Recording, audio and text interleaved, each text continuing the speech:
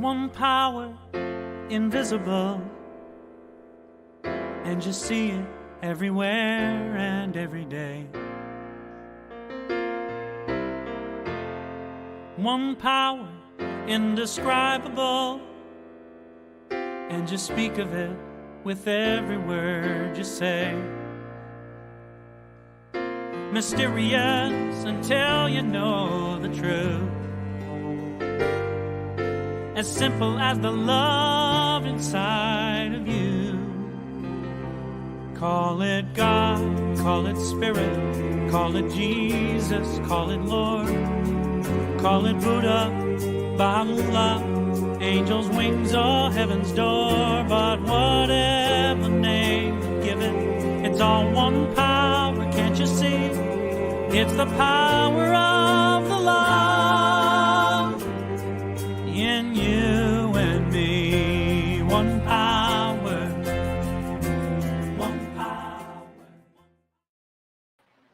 One power. Oops, sorry. Hi, welcome. Welcome to the Center for Spiritual Living Midtown, where we remind you that such is the nature of life, that all it asks and all it wants is the opportunity to appear. You are that opportunity, so am I, so it is.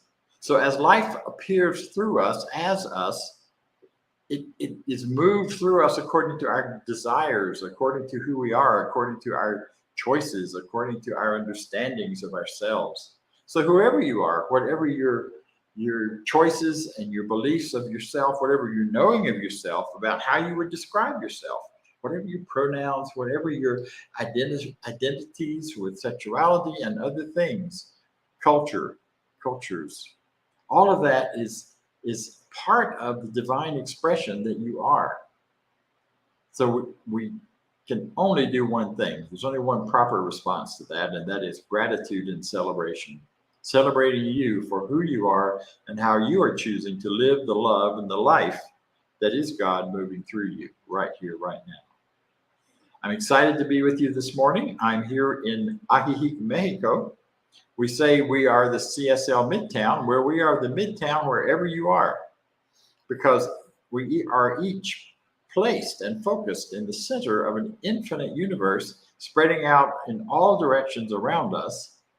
So wherever you are is the center of the universe. So it's the Midtown of your walking around experience. So claim it for where you are. Claim yourself as a part of this Midtown community. Knowing that this is exciting and it's a wonderful opportunity for us to each celebrate our lives, to find support, and to learn some new things, to get some good ideas that will carry us forward through our day and through our week until next week. So right now, to learn more about who we are and what we believe, here is a rendition of our Declaration of Principles.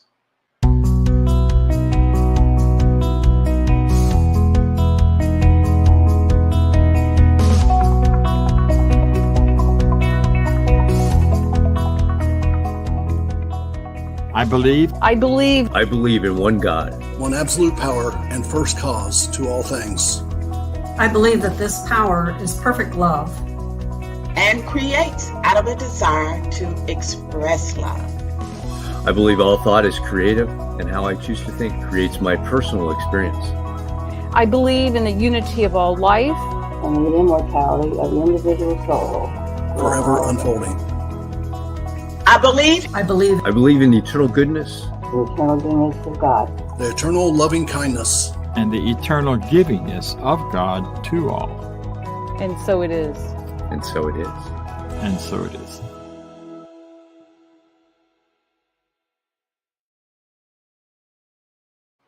So you heard from a few of our practitioners and board members as we presented a part of the Declaration of Principles. It can be found on our website at cslmidtown.org, a much more complete version, which is why I call that one a rendition. So as we move forward, then I want to say a word about one of the things we offer as Center for Spiritual Living. One of the important parts of who and what we are is that we provide support and direction and guidance for you as you are facing whatever challenges may be coming up, as you're looking to change things in your life, as you're looking to find a cleaner, clearer way of living in terms of being much more in integrity with yourself. And one of the ways we do that is through our practitioners. Practitioners are people who know how to use spiritual principles to change their lives. And in doing so, have also learned and are actually licensed to do the same thing for you. We have a list of practitioners on our website. Please make yourself available to that. If there's anything not quite working and you haven't figured out how to change it, a practitioner is a great resource. And there are a number of them listed there. You can contact us through info@cslmidtown.org to be put in touch with a practitioner at that point. So today we're going to hear from one of our practitioners who is a world traveler like myself. I think right now she is in Atlanta. However, you never know. So I'd like to introduce to you a wonderful practitioner, Reverend. She's not a reverend yet, but she acts like one. I give you Maya Fuller. Good morning, CSL Midtown. In The Game of Life and How to Play It, Florence Scovel Shinn writes that humankind's highest demand is for the divine design of his or her life. No matter what stage of life we're in, be it in childhood, whether we're in the workforce or retired, or at any stage in between, creative self-expression is an area of life where we each yearn to experience fulfillment in order for us to live a fully happy life. Shinn says that the perfect self-expression will never be labor, but of such absorbing interest that it will seem almost like play. Most of us have found ourselves working for pay at some time or another in our lives. In True Work, The Sacred Dimension of Earning a Living, the authors talk to us about the new world of work. They say, for much of the 20th century, working in America meant a full-time job, which sometimes included benefits and a retirement plan. It also meant having a profession or at least a clearly defined job description. Job security was the expectation and even the right of the American worker. Now, though, as companies struggle to survive and maintain their bottom line long-term, full employment in all industries is slowly disappearing. Downsizing, job sharing, telecommuting, new technologies like AI, and more are radically altering the workplace. What we were taught in school about working career is turning out to be very different from the reality. The rigid rules of society are breaking down and becoming fluid out of necessity. At no time in modern history have so many human beings been in a position to shift the fundamental assumptions by which they have been living and working. As the old system disintegrates, people are finding themselves out of work, and their worst fears are realized. However, when there's nothing left to lose, there comes a freedom of choice, a freedom to choose again. Whether choosing again or choosing for the first time, we would first identify the form or type of creative expression we'd like to experience. Many of us know early on what we find a fulfillment in doing, what our life's vocation is. Others are not so sure. They might have glimpses, feel like they have no idea at all, or have so many ideas and talents that they don't even know where to begin. What we do know is that what feels right is that we should get up in the morning feeling good about starting the day and having a sense of the contribution we're making through what we're doing. Science of Mind teaches us to look within, to seek guidance and direction for our divine purpose. And then we take confident, decisive action to follow through on the ideas that come forth. Of course, the seeking of creative work isn't limited to working for a paycheck. We've all heard it said that when people retire, they need to be sure to refire and find a fulfilling replacement with which to fill their time. There's this thought out there that if not, the retiree is more susceptible to making their transition sooner than later. So we're all in the same boat. I have a friend who is a former university dean who this year, at 78 years old, has tapped into the power of this online media generation and has become a filmmaker, translating her poetry into short films about social and spiritual topics that are meaningful to her and to her community, and that have great potential to go viral on YouTube and TikTok. I have another friend who, upon retirement from full-time ministry, suddenly found herself at home with no Sunday talks or midweek service to prepare, no students or congregation calling for her guidance with any of the same regularity as before, and she found herself falling into an emotional slump. But being a retired CSL minister, she turned to her spirit within. She wrote a spiritual mind treatment for a more fulfilled life, which she recited regularly. And lo and behold, that one treatment spawned a series of, I think is now 11 prayer books. She was over 80 years old when the first book was published, and she's still at it. Her name, by the way, is Alma Stevens, and her book series is entitled Heal Your Mind and Your Body Will Heal. They can be found on Amazon. So it's never too late for us to begin to cultivate our creative self-expression and allow it to blossom and flourish. Today, Dr. Bob is going to talk to us about how to do that using the science of mind. In the meantime, let us treat our minds to know the truth that creative self-expression is our divine birthright.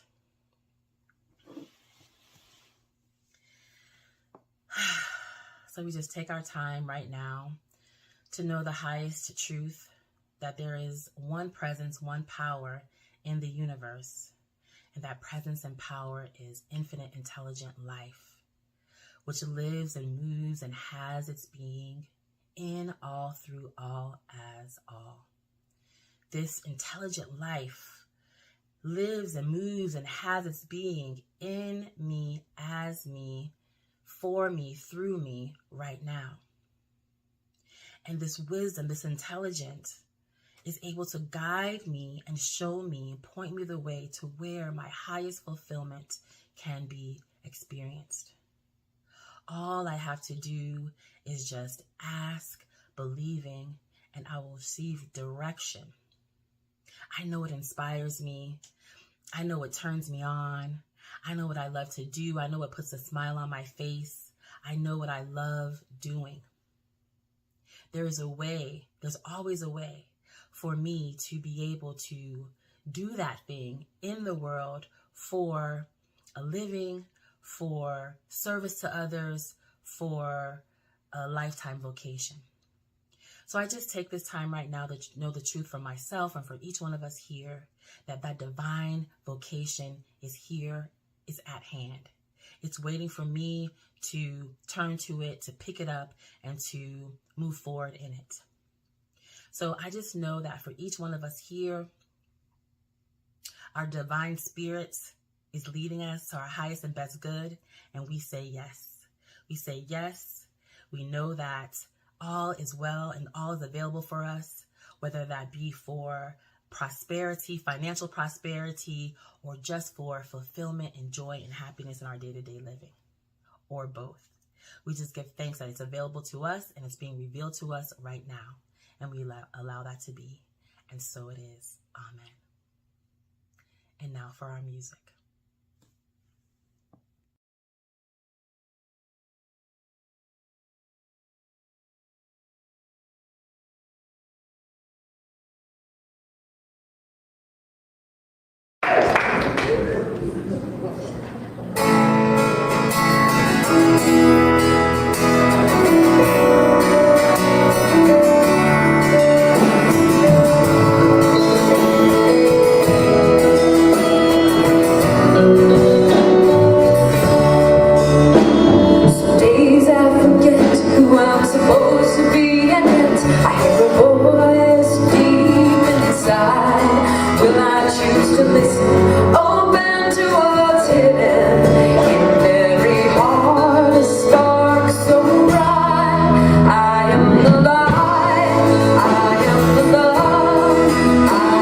Faith that never gives up.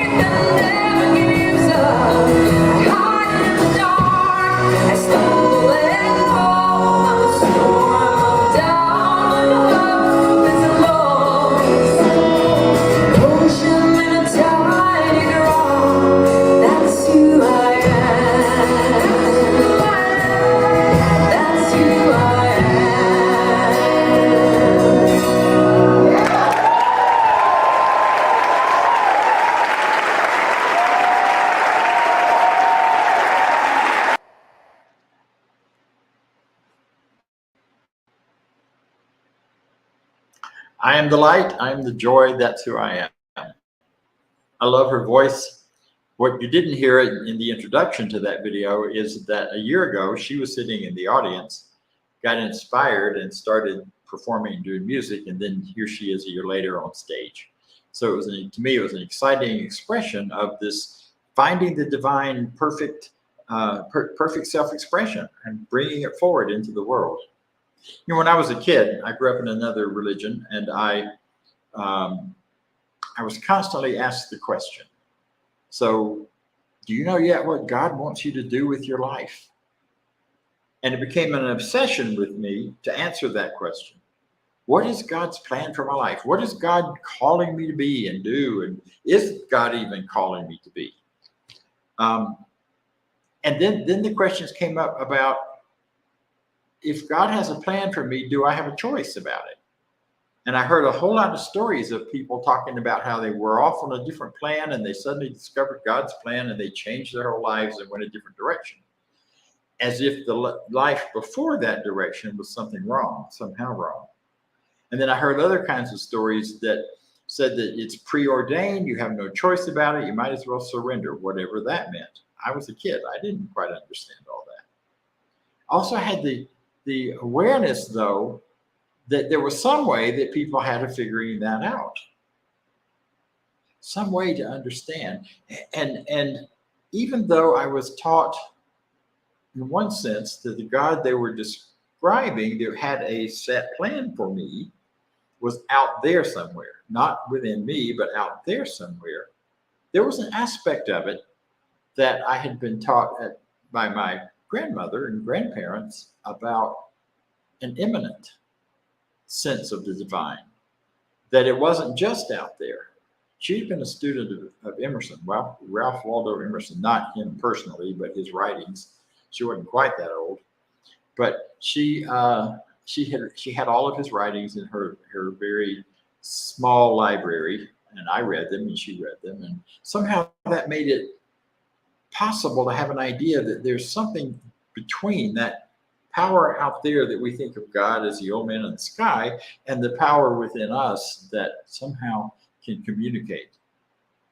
So over time, what I discovered for myself was that I could get some sense within me of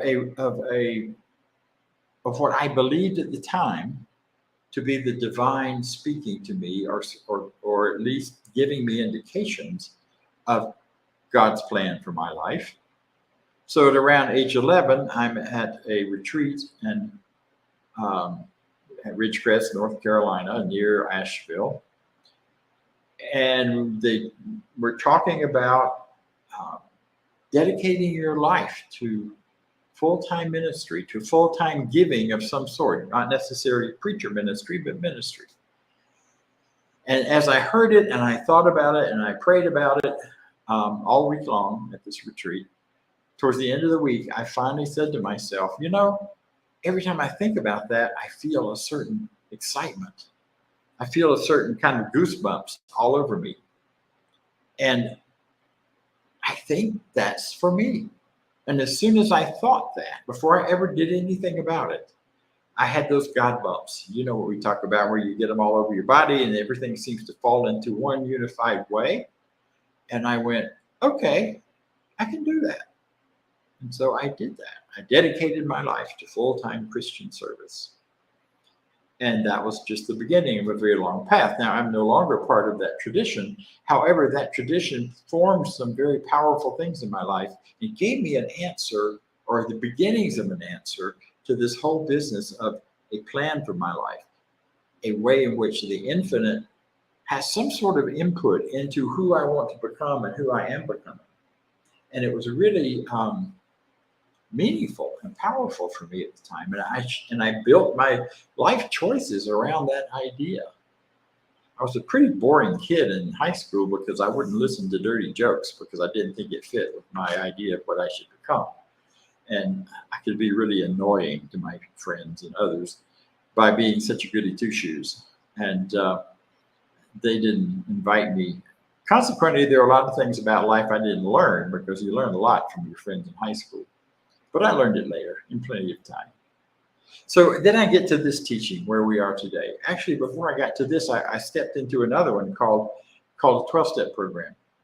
And there I heard this phrase, this idea that God's will, the infinite's will for us, is to be happy, joyous, and free. Boy, what a relief. I didn't have to do anything for other people or to other people to get them to sign on to any kind of religious path. I didn't have to try to make something happen that was outside of my field of experience or expression. I could simply live a life that was geared to being happy, joyous, and free. Wow, what a change. And I walked through that path for a long time, very freely and wonderfully. And then finally was directed into this teaching, the wonderful teaching, Science of Mind, New Thought, Principles, etc. And here, what I discovered is a whole, in some ways, a similar approach, but very, very different. And it's that approach that knows and recognizes that this idea of self-expression, expressing who we are into the world in a rich and easy and wonderful way, that is one of the 4 pillars of life. Self-expression, and often it's translated as work, but it's much more than work. And then there's also our health, our wealth, and our loving relationships. Those 4 quadrants of life make up the way we look at and think about all the areas in which we live and move and have our being. But it has to really start with understanding who we are. That's why I love that song. This is me. This is who I am. And this is why every week we keep coming back and saying again and again, you are an expression of the divine. Life only wants to show up, and you're that opportunity. Nothing required otherwise except to show up and to live and to choose life. And I would say, be happy, joyous, and free. And the tricky and interesting part of that is what makes us happy, joyous, and free are those events and ideas and thoughts in which we are participating in full integrity with who we are. Someone asked me once in the class, so if I wanted to become a ballerina, I could, because Spirit allows all these things to happen. You just set your intention and go for it. And I said, well, you might could, but I certainly couldn't. I was clumsy from the day I was born. I did take ballet actually, but I was not a ballerina. I was just the big guy that stood there and threw all the little girls up in the air and around and about so that they could dance. And I didn't have to dance, thank goodness. So I guess you could, but why would I want to do that? Why would I want to become something that isn't me, isn't the truth of me? Whereas being a person of compassion and caring, saying yes to those emotional feelings in me that said, this is who you are, was not a hard, different kind of thing to do. It was very simple and very expressive of myself. See, one of the first things that we can do, if you're not sure where you are, if what you're living and what you're doing is really true for you and really real for you and really what you want to be, first of all, we need to start with the idea that the outward expression, the self-expression is always perfect. Perfect as in fully matching up with who we know ourselves to be. You say, that can't be true for me. You don't know what a mess my life is on the outside, what a mess my life is, period. My question then is that a perfect expression of who you are on the inside, of who you are in mind and consciousness? Now, I'm not talking about those things that may happen to you from the outside that don't have anything to do with what you're giving. Those crazy things happening in the world and all of the difficulties and struggles that the world is going through right now. I'm talking about your individual experience of those and how that is rich and full and free. Yeah. So if you're not sure, there's a surefire way to start to make it happen and start to bring it to the front. And Florence Scovel Shin who is who we're building our information on this month, had this to say. She said, if you're having problem with that, you're not sure, then affirm, say to yourself, say to that power within you, infinite spirit. And I would add to that, infinite spirit within me, not in some idea of God out there, but infinite spirit within me opens the way for the divine design of my life to manifest. Let the genius within me now be released. Let me see clearly the perfect plan. Now, plan. Oh dear. I mean, I got to have a plan. For the next 5 minutes, yes. We live in a world that is changing so rapidly right now. It's pretty hard to have a definite step-by-step plan for your future, though you may have one and it may work well for you. But for so many of us, it's like, my plan right now is to be love, to be joy, to be freedom. I think I said I'm coming to you live from Ajijic, Mexico, where I am participating in the Convention of the Americas, which is a wonderful CSL convention down here for folks from all over Latin America and the US, the Americas, we're included. So and it's a gathering of ministers and practitioners and others who are so happy to be here and so happy to be part of this world and to share.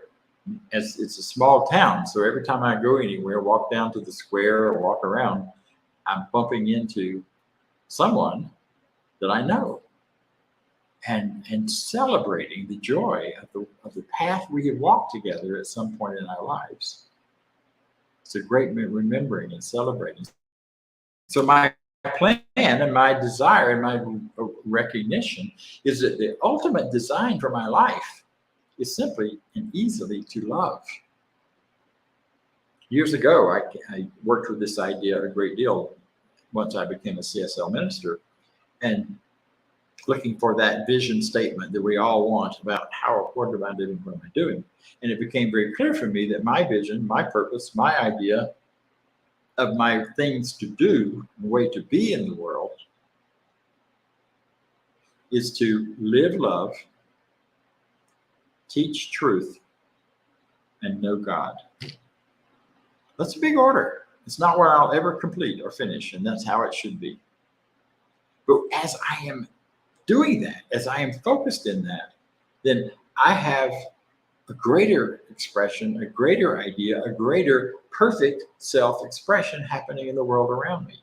Opportunities to live love, opportunities to teach truth, opportunities to know the infinite by seeing how it's working in my life, showing up perfectly, easily, and freely, or sometimes not.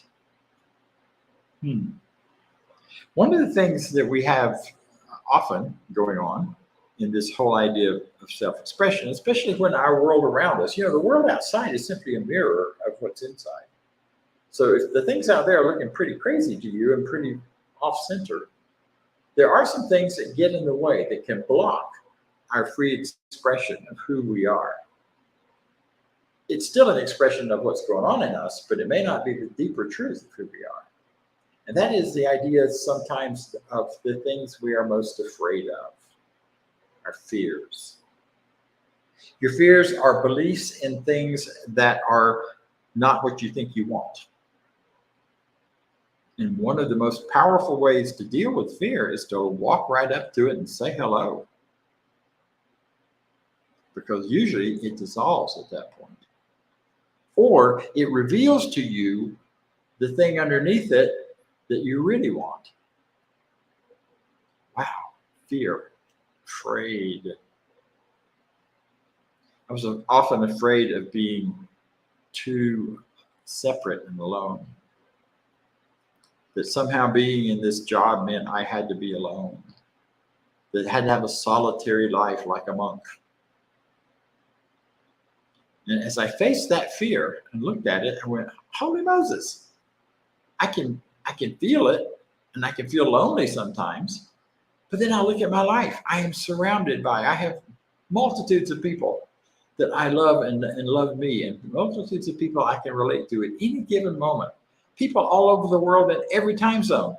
So whatever I'm feeling, if I need to talk to somebody, middle of the night or whenever, somebody in one of my time zones or one of the time zones is available. I'm never alone. But I had to really look at that and get clean and clear about it to move forward. The other thing that Florence Scovel-Shinn says is that a belief in delay, not yet, Diego, our belief in delay is often the thing that slows down our full expression. You know, we have a belief, I can be healthy, but not yet. I can be prosperous, but not yet. I used to say, I will bloom when I'm older. I'll be a late bloomer. Sure enough, I was, but the only reason I was is because I believed that, and that delayed my bloom. You know, it's so powerful. If you wonder if you have a belief in delay, look around your home or look around your work life. Do you have projects that you've just put off and not bothered to do yet? That's a belief in delay. That it's okay to delay your good. It's okay to put it off a while, or that there's some positive reason to do that. So let go of that belief in delay by cleaning it up, finishing it. However small it is, it can open up the doorway for the flow of that delay. Now, the other thing you can do is ask for direct direction. And thank you for that from Florence Scovel-Shinn, where she says, the infinite spirit, give me a definite lead. Reveal to me my perfect self-expression. Show me which talent I am to make use of now. It isn't that the divine is going to impress something upon you that isn't you and you don't want. It's that those things within you, those talents, those ideas, those things you want to do, you have an urge to paint. That is a divine guiding you in that direction. You have an urge to, I came down here without a real strong agenda the first 4 days, except there were a couple of people I wanted to see, and I have. And I found such joy and fun in that. I have been following the joy and following the fun. And I have had a full days every day here with different people at different times, and many of them just bumping into on the square and then spending time drinking coffee and eating and walking around and telling stories and all of that wonderful interactive thing that I love to do. My joy of people, my joy of being in loving relationships, that's the talent that was pulling on me this week. That was God's will for my life, if you want to use that old language. That was the way in which life is pulling me forward and pulling me forth. So the divine in you is such an important thing to remember. This is not some external thing, not part of who you are. But the divine in you is having life through you as you. It's the things you love. It's the things you have passion for. So I would ask you then, what are your dreams? What do you dream about being, becoming, doing that feel good, that are joyful, that match who you are, not trying to be somebody other than who you are, but that really is the power and essence of your perfect expression. Now, maybe you've been taught you can't have your dreams, that your dreams are too big or too small, or that somehow your dreams are wrong or selfish. You know, I used to be told a lot that you're just being, what you want is just too big, it's just too much. And that it's selfish to want to have a life like that, where I could travel the world, where I could go and see and do and be and know lots of people. That was just too much. And what I learned early on in my life is that when other people told me it was too much, all that meant was that they didn't know how to do it and give it to me. But they didn't have to. Because the energy and power to live your dreams is already within you. You simply ask the divine. You simply declare that the divine as you, in you, is living that dream, and watch it unfold. Fasten your seatbelt if you're going to do that, because you will find things moving pretty fast sometimes, especially if what you are and who you are is different from the way you are living right now. Another idea is, what would you do? I love this question. What would you do with your life if it didn't matter whether you were paid for it or not? Whether you got paid for your time or not, you would do this because of the sheer joy of doing it. Some of the best parts of my ministry are those kinds of things.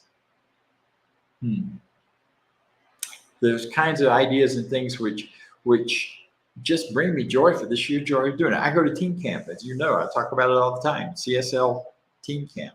Have been doing it for 23 years now, with hanging out on the mountainside in this case, well, most all cases, with a bunch of teenagers learning these teachings, learning how to live their lives more freely, and breaking through barriers of self-defeating ideas and nonsense.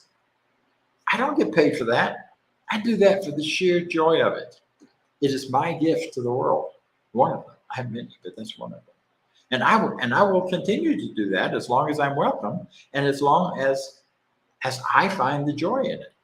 And some days the joy is just getting up the hill after a full day of activity and experience that is more than I'm accustomed to. But that's okay too. It's all good. What are those things that you love to do so much it doesn't matter whether you're paid for it or not? Because there's a way to give that and then get back so much more. Prosperity is all about all of those areas of life. Loving. It's all about the love. It's all about the health. It's all about the work and gifts that you give, and the financial receiving that goes on too. I remember an old statement many years ago from a preacher. You know, just try to outgive God and see if that works. Never have, never can. So what would you do? What would bring you that kind of joy and bring you forward? But you can take a nice breath and realize there's no pressure here. There's nothing like you've got to do this or you're going to go to hell. We know in our teaching, heaven and hell is a state of consciousness. And many of us already went to hell long before we got into this teaching. And instead, we know that our perfect self-expression will never be labor. It'll never be difficult. It'll never be something we have trouble doing. But of such absorbing interest that it will seem like play. When you find those things, latch onto them, trust the infinite power within you to supply you with everything you need to do it, to move forward in those directions. There's nothing standing against you, because we live in a universe of only one power.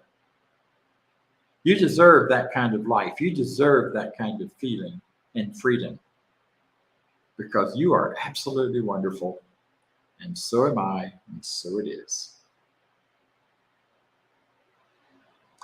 Now I want to introduce our board member. I call him a practitioner. He's not officially, and yet he might as well be. He is. We're all practitioners, and he's had all the training and such. He's also our tech guy. He's also a good friend and right-hand man to everything that goes on in this center, man, being, life. So talk to us, Vance, about what's now. Thanks, Dr. Bob.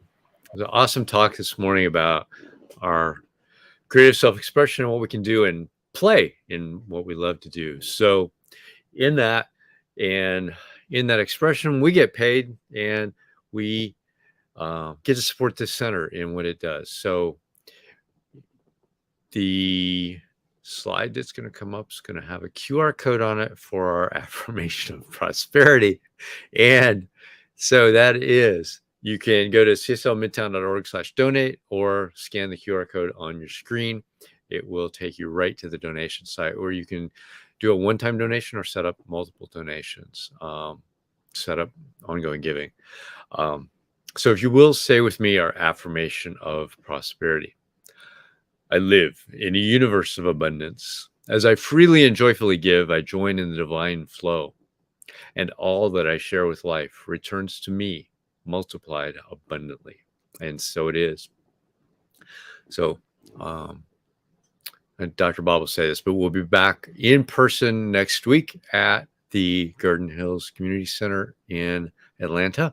So we'll have a potluck. So come, let us see your smiley faces and bring some food to share. And I'll turn it back to Dr. Bob for any more announcements.